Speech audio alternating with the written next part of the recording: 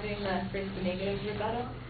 And about the comments on the 2000 election where the popular vote loser did not win the election, this has only occurred 4 times in the over 200 years of American history. So it's not too much of an issue. It's kind of like lightning striking in the same place.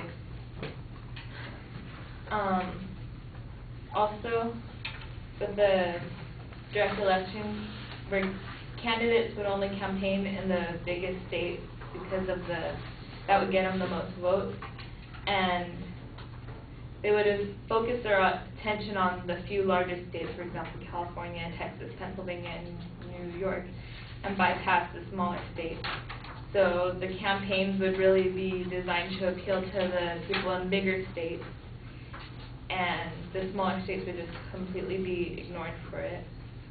And it also would make it more likely that someone from a big area would be elected rather than someone from a small area. For example, Obama, he was from a small town and he wasn't like a big person. He wasn't like a big from a big area, and so with the direct system, it might have been harder for him to get elected because someone who was from a big demographic area would have more support.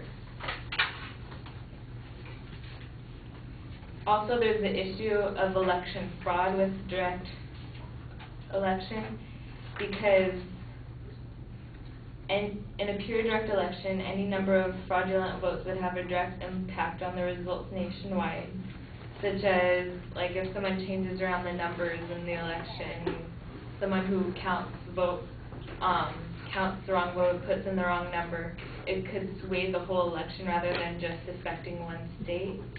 And with the direct election of a president, the possibility of voter fraud becomes paramount in a state that would not be content to simply show a simple majority of Democratic or Republican votes. Majority fraud would be difficult to detect since the party in power, for example, if it was a Republican president and Republican Congress, they would be the ones responsible to maintain the integrity of the election.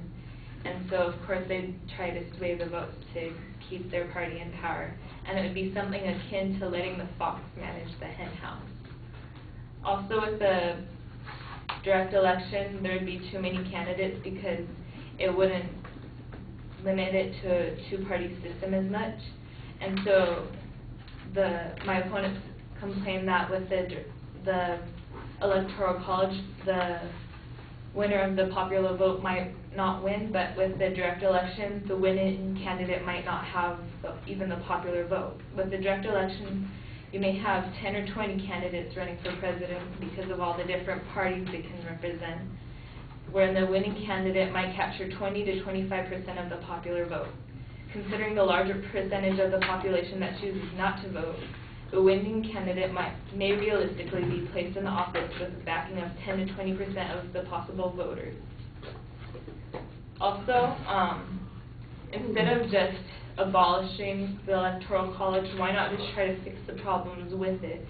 For example, if my opponents want a more direct election, they could use the proportional vote system, where under such a system, electors would be selected in proportion to the votes cast for their candidate or party, rather than being selected to represent only the plurality vote. For example, in California, we have 54 electoral votes, so if there were 2 candidates running and one candidate got 51%, he would get 51% of the electoral votes, and the other candidate would get the 49%. And also they could use the Maine and Nebraska method, which is named after those states because they use this method, where the winner is only guaranteed 2 electoral votes, the votes that are in place because of the Senate, with the winner of each congressional district receiving 1 electoral vote, because there's the same amount of electoral votes as there are districts. So maybe just altering the Electoral College a little bit would be more desirable than doing away with it completely.